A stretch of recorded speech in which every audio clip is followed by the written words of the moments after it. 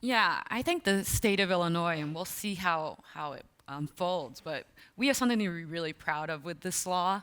When you look at this law, it's incredibly long, but it really has two parts. And one part is, how is it going to be regulated and all that nitty gritty? What are the licenses, all that? But then the second piece really is this very thoughtful, very ambitious social justice piece, which I'm really proud of. I mean, I didn't work on it. I'm proud of our state for doing it, and we'll see how it works. But there's three really important aspects of social justice in this law. There's expungement, which is basically where you clear or seal the records of people who have been arrested or convicted for certain low-level crimes.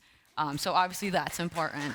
And a lot of it's going to be automatic, which is great. And for the stuff that's not automatic, there'll be attorneys like us, like me, who care, that will do it pro bono. So that'll be great.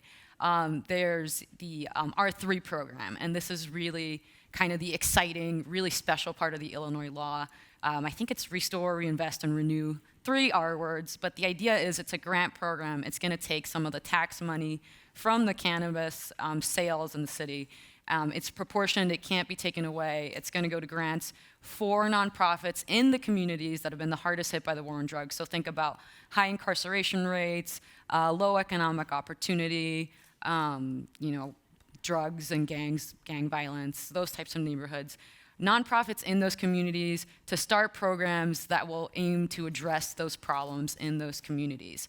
I'm really excited to see how that turns out, and it's going to be really exciting. The third part, and this is the part that as a lawyer I kind of deal with more every day, is the social equity piece in the application process. So it's basically like if you think about maybe, I don't love comparing it to college affirmative action, but it's something people might be familiar with.